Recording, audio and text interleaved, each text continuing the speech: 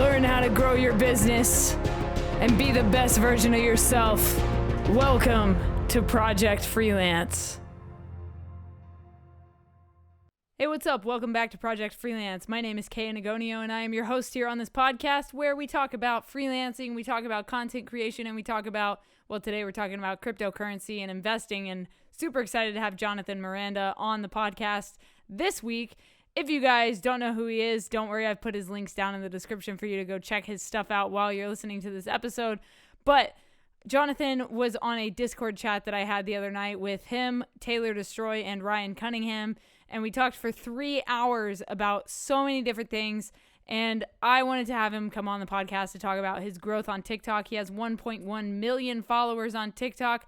Not only that, but Johnathon also does metal music as well. He is into the crypto space, and I wanted to have him come on to talk about cryptocurrency, Bitcoin, Ethereum, Filecoin, and talk about how he built his TikTok. And this episode is super cool. I'm super excited for you guys to listen to this one.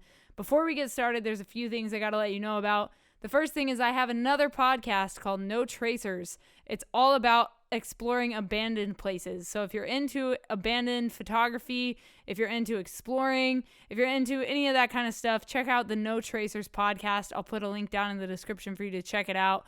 I do that show every single Friday. I have a different guest come on every Friday to share their stories about how they got started exploring, their tips and tricks for up-and-coming urban explorers and photographers. And I would love for you to check out that podcast as well.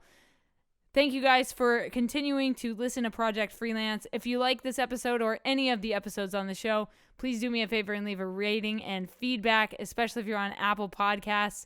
If you do that, I will send you a signed photo print. That's just my way of saying thank you for supporting the show. If you guys leave a rating and feedback, it will help the podcast grow on the iTunes charts, so thank you in advance for doing that. If you have an Apple account, please leave a rating and feedback. It really does help out the show. The next thing I need to let you know about is that I have a new urban exploration vlog out. I explored an abandoned SWAT training facility the other day, and I wanted to upload this video so you guys can go check it out now on youtube.com/justtheletterK. My YouTube channel is down in the description as well for you guys. And there are a bunch of affiliate links down there to products on Amazon that I think would help you out if you're trying to grow your content creation in 2021.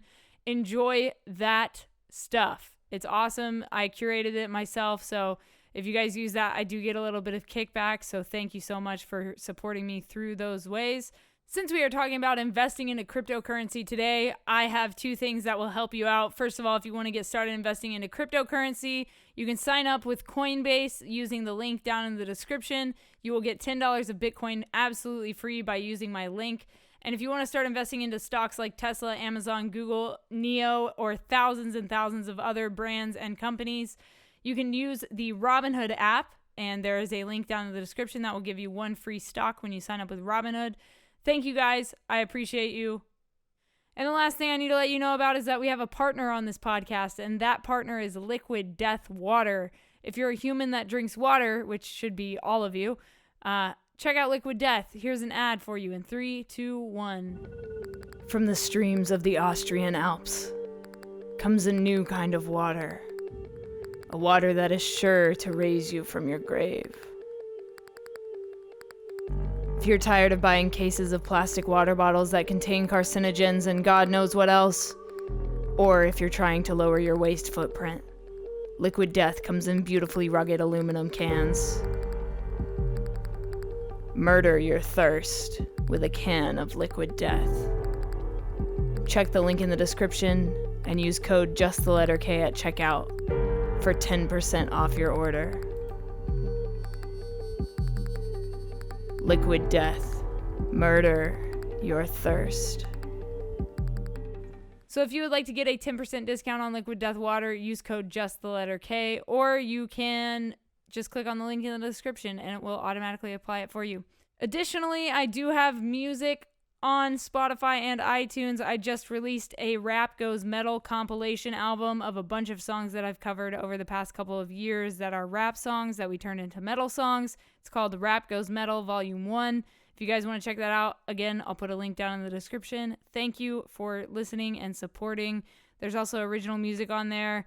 I have a ton of music, guys. Let's just be real here. There's a ton of music. There's a ton of ways to support me. So just hit the description at any time while you're listening to this or after the show, and you can support me through those ways. As always, follow me on social media at @KInagonio or at Project Freelance on Instagram and Twitter if you guys want to get updates about the show. Thank you guys so much. I appreciate you listening.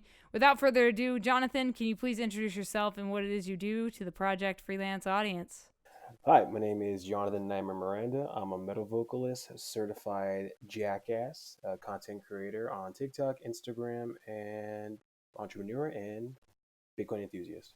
Awesome. So what came first for you as far as an entrepreneur or a creator? What was the first thing that kind of piqued your interest? I think I was actually always raised in an entrepreneurial home. Like my dad has been always creating businesses since he was 18. He was raised in a one-bedroom apartment with three other brothers and his dad.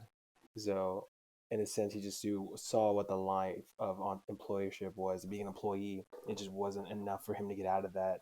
So he decided to go to the University of Laverne, learn business, and then decided to just find a way to make corporations or start off with a staffing agency. And then he wanted to pass that on to me in the sense of the knowledge. So I'd always be listening to these amazing books or these amazing entrepreneurs like John C. Maxwell or Robert Kiyosaki, listening to all these things. And so at a young age, at like 14, I'm like, how can I make a quick dollar? So I'm like selling tech decks for like $5 or whatever it was back then, and selling Yu-Gi-Oh cards, doing the typical like Latino kid in the ghetto high school, get chips and sell it for an extra dollar and just take it. I would find ways if I can guilt my teachers and, oh yeah, I'm using this to get money for church camp. They'd be okay with it. And then I'd get money and just pocket it and just buy new skateboards or something like that. So I was always like stupidly hood slinging, I guess. I guess you can call that entrepreneurship. Yeah, I think that, hood slinging, as you call it, is definitely entrepreneurship. It's a similar way to how like Gary Vaynerchuk started up. He was selling shoes. So, I mean, I think that as long as you're doing something, I think it makes you an entrepreneur. So where did you go from there after high school? After high school, I didn't know what I really wanted to do. I knew I wanted to own a company, and I wanted to make sure that was my dream and not like a one that my pops gave onto me, because there's your own dreams and stuff. Your family has the best interest for you. They don't mean no bad, but they want to help you out. And I was, you know what? I'll work a couple jobs. So I worked at C's Candy for a minute. That was tight, but I hated it too. I worked at some skate shops, and then I ended up started working at this facility that would make space parts for NASA. I was actually there, like not like a welder, but I helped with the welders and stuff like that, and it was tight. Um, but I just knew working for somebody else wasn't for me.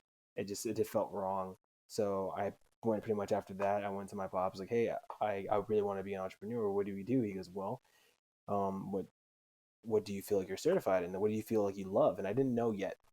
And so he's like, well, we're gonna actually do a new staffing agency.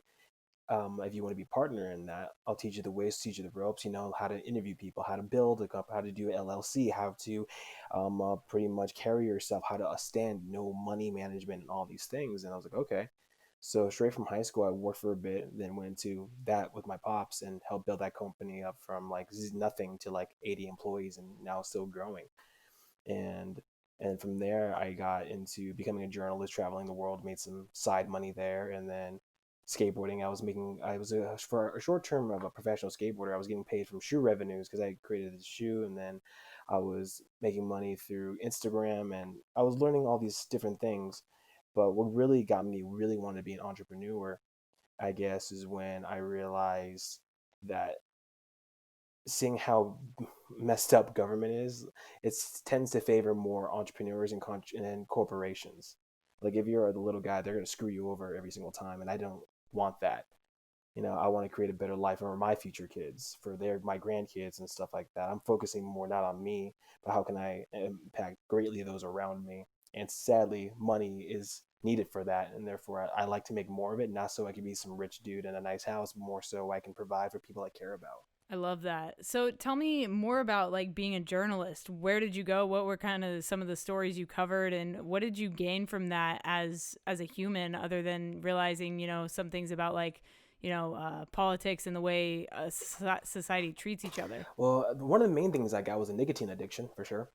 Uh, but other than that, I traveled everywhere. There was one week where I literally went on Monday. I traveled to Washington D.C. Then on Tuesday I went to Texas. Thursday I went to Mexico.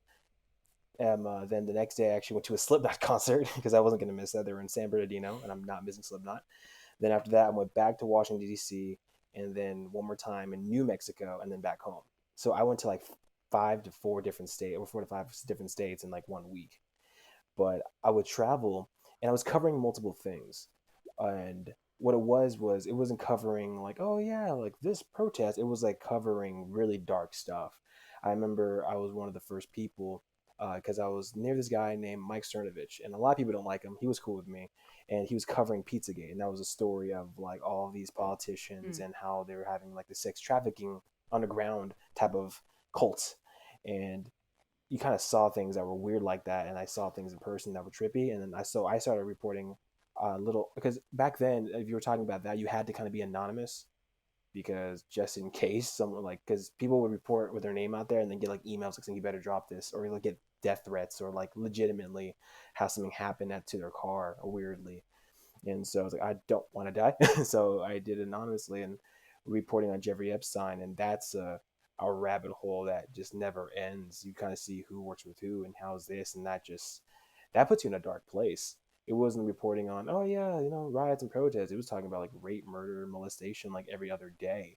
And that can affect you mentally if you keep reporting on that for like a whole 3 years, because I was with politicians that I kind of knew that Wow. trusted me because I'm the guy in the leather jacket. Oh, he's cool. And then I see shady stuff, and then I kind of like low key report it because it was like, nah, dude, that's trippy.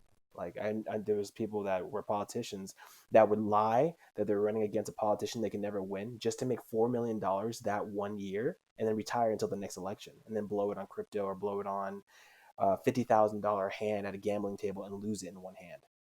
So, what made you want to get out of journalism? Like, what was your kind of like, okay, I've had enough of reporting on this dark shit. Like, I got to get out of here. I think when I became suicidal, like mentally, it was a bad place.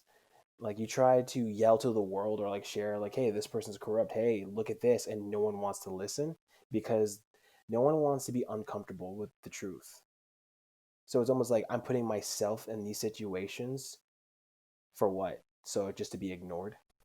It's like being in a toxic relationship. It's like I'm telling you what the problem is and you don't want to help fix it, then I got to move on because obviously it's not going to change. Wow. Yeah. I mean, it totally makes sense, like comparing it to a toxic relationship really puts it into perspective. Um, I can't believe you like went through all of that, but I mean, I'm sure it was quite the life experience, and getting to travel was probably the coolest part about it. But what came after that? I mean, now you're huge on TikTok. I mean, when did you start doing social media Okay. stuff?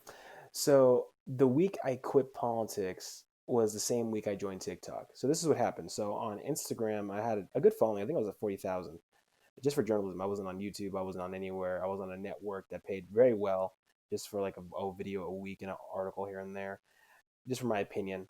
And I would do it and it was paying really well. And I couldn't complain, but it just wasn't for me anymore. And so when I was looking at TikTok, and my dad actually was the one that wanted me to get onto because I thought TikTok was the worst thing to ever exist because didn't make sense to me. I just kids dancing, and I was like, okay. Yeah. And I downloaded it and I just looked at it and I was like, I don't know, I'll think about it.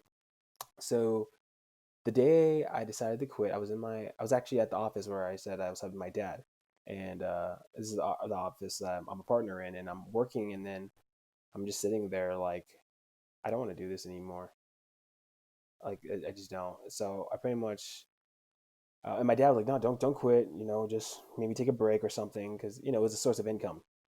And I pretty much just said, fuck it. And that night I deleted it. Like, I don't want any trace of this. I'm not coming back to this. I don't want, I want to burn the bridges. I don't want a safety net. Like, if I'm changing my life, I don't want nothing to come back to. So I deleted my Instagram. I deleted my kind of my YouTube. It was pretty good at the time. And then I told the people at the network I was working with, saying, "Hey," because they didn't know I ran a business. My dad, and I was saying, "Hey, I'm working double shifts because this is when COVID hit before the quarantine. I'm like, hey, I'm working double shifts. So whenever I'm free, I'll get back on." Like, okay, yeah, just let us know when. I never went back. got on TikTok, tried to understand it for the first 2 weeks. I'm like, this is the worst app to ever fucking exist. 2 weeks later, this is the best fucking app to ever exist. Because like there's so much potential because not everyone's ignoring it. There's not that many funny people. There wasn't that many musicians yet. Now everyone who's a musician is trying to get on it. And there was nothing. I was like, I think I could do something with this. And the hardest part was like, what do I do? And I was like, well, I'll be myself. But I was in politics for so long, I forgot who I was. Like, because I was reporting on someone else. I forgot who Jonathan Miranda was. I could name like politicians and corrupt people, but who's Jonathan Miranda? I'm like, I don't know. So I was like, well, what do I love to do? I don't know. It's been 4 years. Okay, let me just take a couple weeks just to get to know myself.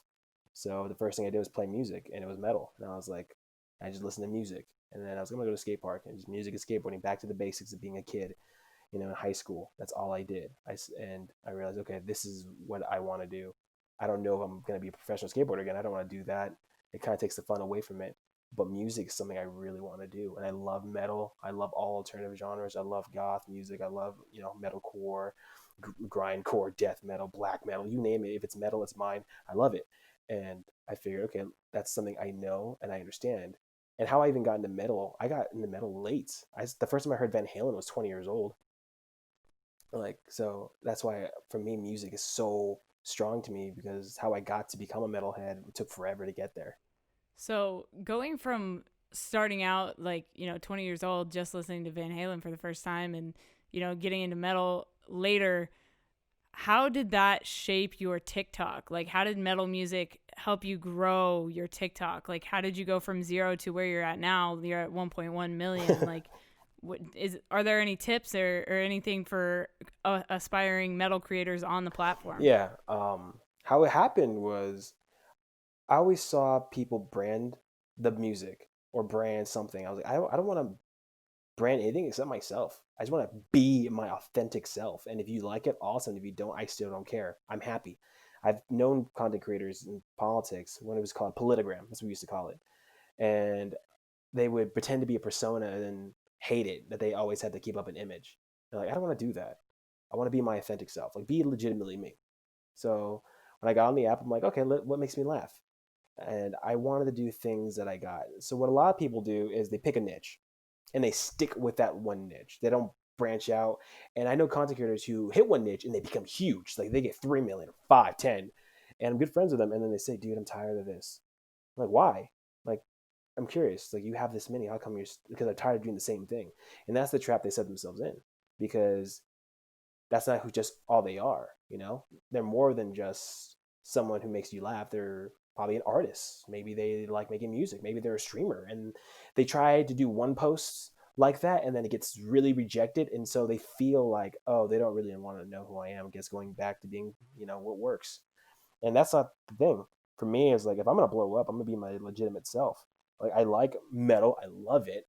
I love anime. I love uh, ranting my stupid opinions. If Loudwire likes Corey Taylor, then I guess TikTok likes Jonathan. Like that's just how I saw it. I'm just gonna rant my opinion. If people like it, cool. If they don't, whatever. It's just me ranting just because I felt in a ranty mood. But to help like metalheads get on it, it's gonna suck at first because you're just gonna see all the popular stuff first. You're like, what the hell is this? Metal has no business being belonging on TikTok. And then it's the difference. It's like that analogy of the shoe salesman where he goes to an island. There's two shoe salesmen. They go to an island. One of them sees no one wears shoes. Let's go. Let's pack it up. Let's go. The other one sees no one wears shoes. Bring everything in stock because we have so much business here. That's how I saw it. There's no metalheads on TikTok. Fuck yes, we're gonna take over. Like I want to have that kid who listens to nothing but Bruno Mars somehow hear Metallica and have his life change. Like that's what drives me. It's it's not to be popular, but to be authentic and be genuinely elected for that, and to somehow change. Not me be the change, but like be that seed that puts someone who's never listened to metal before hear it because they liked how I was as a person, and they just want to learn what I listen to. That would drive me, to be honest. You have to be willing to kind of find out what you really like because everyone posts what works, and that's fine. Yeah, you'll get up there quick, but you'll get tired of it faster. Like be your real self, and then you'll find out the passion comes out naturally, and then people see that in you, and then that's what they follow. They follow more for you more than what you post, you know. Yeah. No, I love it. And I think it's great that, your one of your main things is that you want to inspire people to, kind of come into the metal world, and I think that's why I do so many like rap go metal covers, because I know that a lot of people that listen to metal probably also listen to hip hop because they're similar in like aggression, so I love bringing the rap kids into the metal world and showing them this new style that they may have never heard before, and a lot of them really dig it. And it's been so much fun to do TikTok. And I was like you at the beginning. I was like, what the fuck am I gonna do on TikTok? I don't dance. I'm not gonna do that. Like, that's not gonna work. But like you said, like, you have to be your authentic self to make it work. Like, and like you were talking about people that have personas, like that works for a little while, but it's kind of like a trend. So people will, kind of get bored of it after a while and they'll move on to the next thing. So as long as you can be your authentic self and do and show the different sides of you, I think that's the best way to grow and be the most personable on TikTok. Do you have a goal for that? Like, what's your ultimate goal for TikTok? Honestly, my only goal at the time last year was like, I wanted to see if I could hit 1 million. That was what it was. But it wasn't out of like selfishness, like, oh, because I want to be popular. It was more so like, can I just do it? I just wanted to know. I was challenging myself. Can I do this in a year? After that, and then I didn't make music at all. Like, I've never made music, anything at all whatsoever. I was a hip hop kid, I grew up in the Inland Empire, San Bernardino, 909 area. And around there's not that much, metal. Especially when you're Latino, it's kind of looked down upon. You guys like, why you listen to white boy music? Why you listen to that? That's not for us. You listen to like this or that, and that's it. And I didn't like that because like you said, metal is like it's inspiring to people, and it's one of the things that inspired me. So when I got now, my goal is to just, I guess, make content that is authentic. Like I do want to be now. I make music. I started making music in October. It's actually funny because I got dumped before my birthday, so I had all this aggression. So I was like, fuck it, I'm gonna turn it into music because I always wanted to do it, and then it just people liked it, and I have no idea why. I just did it because I was bored. Like the whole story of like, oh, how'd you guys make a band was just literally out of me moving to another house and just asking my best friend, hey, you want to make a band? Sure, that's it. There was no arguing, there was no talk. That was it, and it's awesome. And now what the goal is just to go from content creator, oh yeah, John is my favorite TikToker, to now, oh, John is one of my favorite artists. I want to kind of not transfer, but to be a blend. I want to be one of the first music artists that comes up that also you like his personality and you see that every day. It's not cringy where I'm on YouTube. Hey guys, like I don't want to do that, but I want to be that dude. It's like, oh, sick. He's funny, and I can go to his content every day. But then I can go to his music and it's good. And then if I want to know him personal, I'll go on to a podcast where he can be like, I get more in depth. Instead of being the funny guy, I can actually explain the process or my mindset or whatever we talk about. It's more in depth than just what you see on your phone for a minute. Yeah, no, definitely. And I love that you are trying to like do different things. I think that's awesome. And I think that that's the best way to grow. Like I was saying, as far as like making money on TikTok, are you a part of the creator fund? Like, do you have advice about that? Do you think it works? Do you think it's a scam? Like, talk to me about the creator fund on TikTok a little bit. Okay. I'm one of the few creators that loves it, because I know how it works to a good extent. And a lot of my friends who have way more followers don't get paid that much, and they're confused. And they're like, wait, what? I'm like, what? This is a scam. My views are dropping. I think this is what it is, because TikTok only got approved for 20 million. I think that's what it was, or 200 million, something like that. I forgot what it was. Something like that. So there's already a limited fund. It's not like YouTube where they're getting consistent ads where they can just keep paying you for view. However, TikTok views pay more than YouTube at the moment currently, just because it's a little more. They can depend who you are. But for me, I liked it because I knew a lot of people were going to stick with it. Because this is how I saw it. When the first month came, it paid very well. Second month, it sucked. But in my opinion, it's like, okay, I was making content for free. Now I'm getting paid like what? Let's say a bad day is like $10. A day? Okay, cool. That's like a bad day. I got $10 more than if I were doing this 3 months ago. Like TikTok doesn't owe me shit. It's a free platform. Like, so I'm getting certain money, cool. Like, and then people get mad. Well, it's depleting my views and da da da da da. Probably, honestly, I don't know. They say they don't. I don't know. To me, I think it's like this. It's trying to weed out the people who are just doing it for the wrong reason. Like, oh yeah, I'm gonna get on here, make a bunch of money, and I'm gonna milk it. And then it's like, okay, let's see how you do a bad month. Oh, F it, they're suppressing my views. Screw that, man. And then now you weed out the people who don't really take it serious. And in my opinion, is I don't take it personal. Like, oh, TikTok is lowering my views. My thing is, oh, I guess I'm sucking. One of my favorite quotes is from John T. Maxwell: "Is when you're a leader, everything is your fault. Everything is your fault." So I'm like, okay, my month sucked. Okay, that must mean my content wasn't on point as used to. Okay, let's fix it. I'm not gonna go around complaining about an app, complain about an algorithm, complain, because that does me nothing. I'm gonna learn it and fix it and work it and how it works. So if anyone wants to get on it, look, if you're already making content for free and you make a couple bucks, that's just at the end of the month. What? That's like your favorite meal. Cool. Your favorite meal is paid by TikTok. Awesome. Money for extra gas. Cool. You make good money where you can pay rent. Even better, my dude. You're doing it for free anyway. And plus, it actually challenges you to explore different things. Because if you stay to the niche, your niche is gonna not do the same good every single time. So it forces you to, okay, what else can I do? What else can I do? What else can I do? But if you're focused on making money, then your content is going to show it. So for me, it's like, I forget it exists until the end of the month when I get a notification, hey, your creative fund says withdraw. I'm like, oh, I forgot. Because I'm doing the content creation because I love making content. I love the fact that I can make a post that makes somebody who's depressed laugh. I love I can make a post about bands and then someone who's never heard of it, like we talked earlier, discovers, I don't know, Black Sabbath, or discovers Kitty, or discovers, I don't know, Infant Annihilator, and they just fell in love with it. That to me is way more rewarding than the bucks I get paid from the TikTok Creator Fund. Like, it's an extra bonus, but it's not what drives me.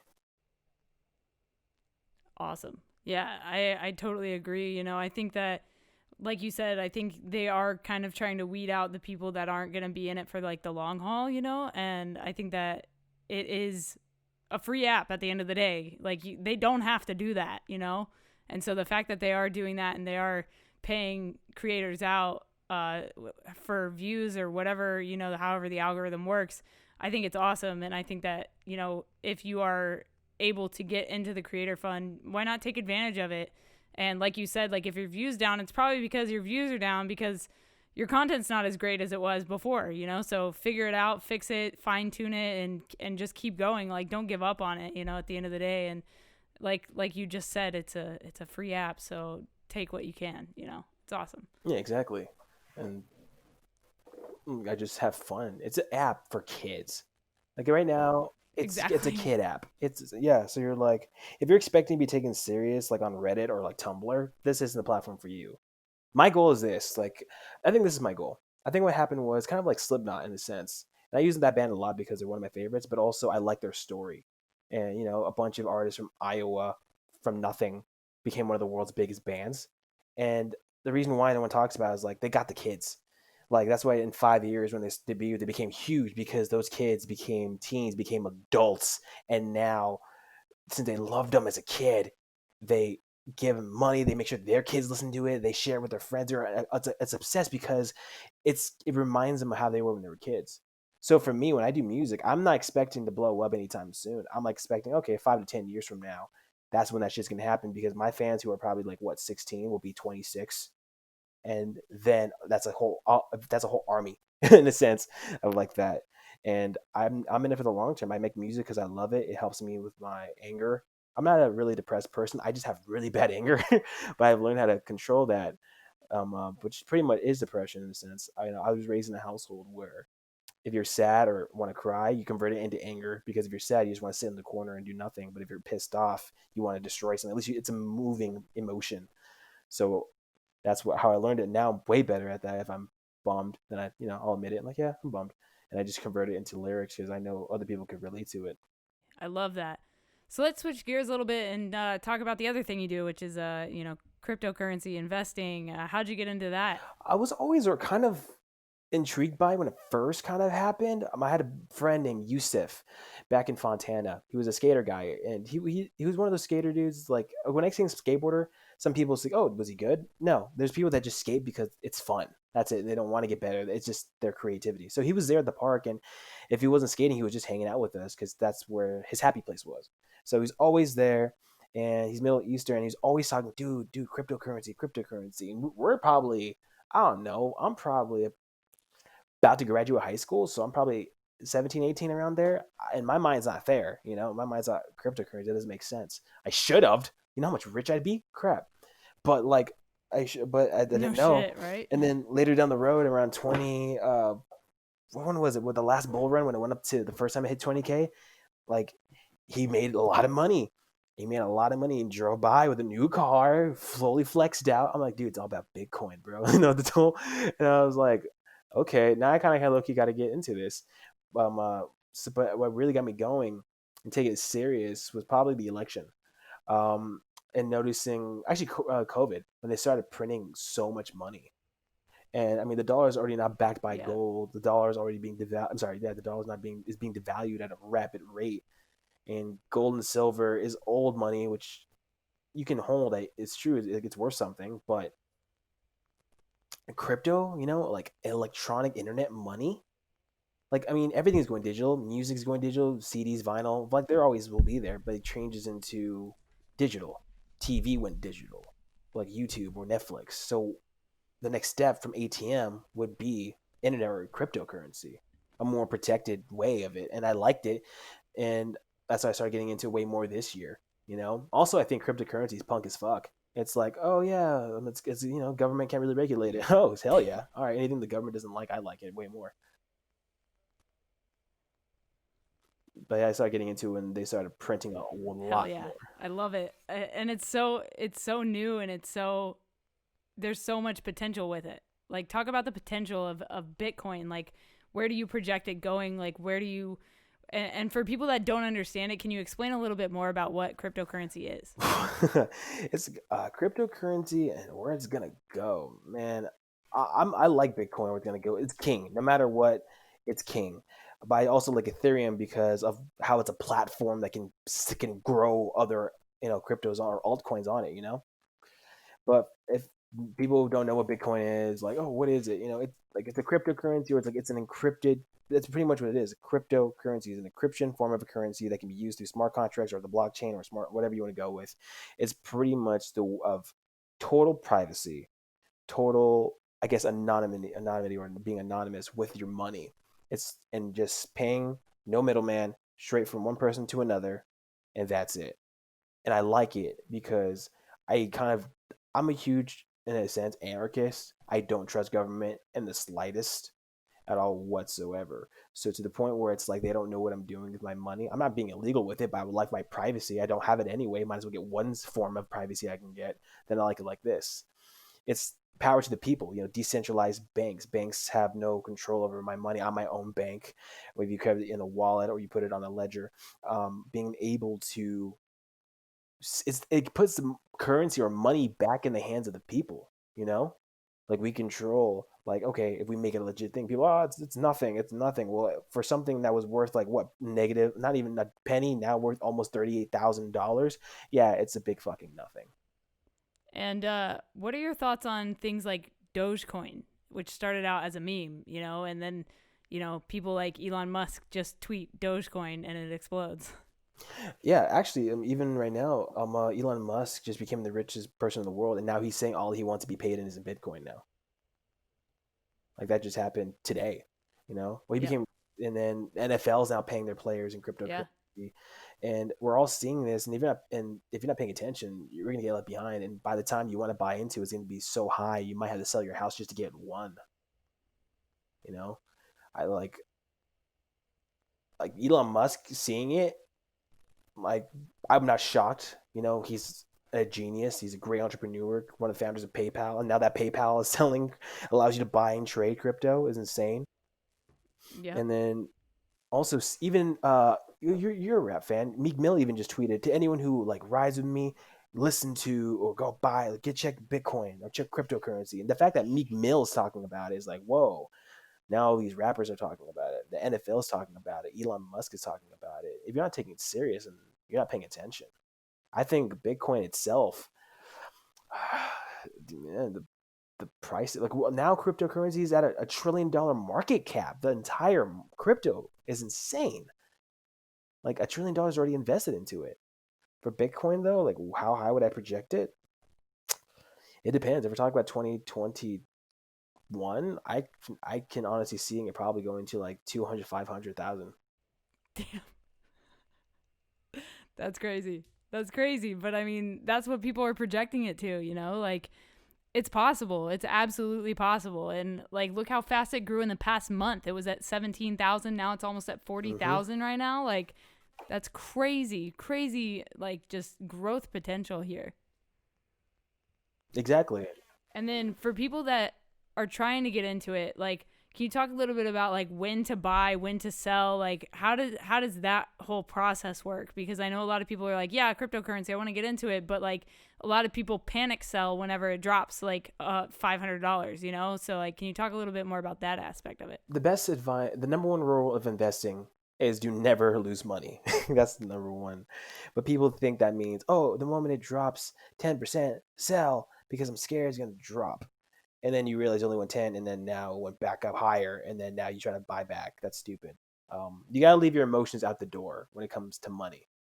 Like not leave your intuition, your gut feeling, but leave your emotions because that's when it gets really intense. Because the best way to get into it, if you're trying to get into it and you don't have 30,000, then start with altcoins. They will take probably 10 years, maybe 5, depending on the current state of America or other world economies. Get in smaller ones. Maybe get into Filecoin. Maybe get into, I don't know, Litecoin's way cheaper. Maybe get into, and Litecoin was at $30 and now it's like at 100 something now. And so if you had a couple, you would have gone that. Just learn what you want to do. If you want to get into Bitcoin, then put a couple bucks in like every week. Like, okay, this 30, like if you have your money, you get your money every week, your paycheck every week. Take 10%, put it in Bitcoin. Doesn't matter the price. Just put it in. Just put it in. And then over time you collect. And let's say you bought a Bitcoin, like barely anything. I have a friend named Dion. Like he opened his Coinbase again and found out like he only put couple $100 in, and now it's worth $10,000 because of how huge this grows. Like you don't need to have a full one yet or do research. If you don't have the time, then look at things that you can afford and understand that way. And when to buy, when not to buy. They always say in the stock market, Warren Buffett said, it's not the high when the price of it goes higher, that's when the risk is. When it goes downer, that's when it's more safe. You know? And you have to understand how it works. It goes up like stairs and it comes down like an elevator. So you got to prepare that when it drops, you either, no, I got to sell it, or go, oh crap, I can buy more. Because this ain't going nowhere. Yeah, you'll take a hit for like a month or two, but in the long haul, if you just hold on to it, it will go somewhere. Yep. Just hold, hold, hold. At the end of the day, I think that's the best way. The best thing you can do is hold on to it and watch it grow over time. And people have to understand that investing is not, I mean, you can do short-term investing, but like long-term investing is the best way to go, I think, personally. If you're trying to build for a financially stable future, long-term is the way to go for sure. Like I think Warren Buffett said, everyone wants to be rich, just no one wants to be rich slowly. Yeah, yeah, exactly, exactly. Cool. So the last question I have for you is, what is something you know now that you wish you knew when you started all of this? Of everything I'm doing? Yeah. This is gonna sound really stupid, but don't date. Just don't. Like it's not because of like I have a problem with dating. It's just because if I had more time to focus on the things I really wanted to do or be alone and not feel like I had to be not trapped, but give my attention to something else, I would have gotten way more done. I would have gotten way more done. And I'm 20 some I'm 25 right now. And I want to be selfish with my 20s. Not in the sense like, oh, be a man whore for 5 years. More so like just work my fucking face off for 5 years. And when I'm 30, I already have everything set up. I don't want to be that dude where I'm 50 and I'm at work and my kid has, a basketball tournament or he's in the chess club and I can't make it because I'm stuck at work. Like I want to have my freedom to be there for my kids. My dad did the same thing for me, and that's a huge thing. To have your dad at your events and cheering you on is the thing that I want to do to my kids. So I think the things I would tell myself back then, if I was talking to like myself at 20, would be like, just focus on you, do what you really love, don't do what other people tell you, and never apologize for being who you really are, and everything will come. Hell yeah, man. And if people want to follow your journey, if they want to find you online, where can they do that? Drop your socials. They'll follow me. I'm kidding. You can find me at Johnathon Miranda on all platforms. My name's spelled stupid, so it's Johnathon Miranda. And to my Spanish speakers, Juanito Estima Miranda. There you go. But you can find me on TikTok, Instagram, YouTube, and I guess you can find my music on Spotify, 909 or Nightmare. Thank you guys for listening. That was my episode with Johnathon Miranda. Johnathon, thank you so much for coming on the podcast and sharing your insights on not only TikTok, but also cryptocurrency and investing. If you guys want to get started investing today, you can get $10 of Bitcoin for free by signing up using the Coinbase app. Just hit the link in the description that says sign up with Coinbase to get $10 of free Bitcoin. Hit that link and then you will get your Bitcoin and you can start investing into cryptocurrencies today. Otherwise, if you want to get into the stock market and invest in things like Tesla, Amazon, Google, or thousands and thousands of other companies and brands, you can sign up using Robinhood, the Robinhood app. You will get a free stock that could be valued at over $1,000. It just depends on which one you're lucky enough to get, but you can use my link down in the description that says sign up for Robinhood and start investing today. Thank you guys for listening to Project Freelance. I will talk to you next Monday on another episode. Again, my name is Kay Anagonio, just the letter K. Stay strong, keep enduring, go out and go create something.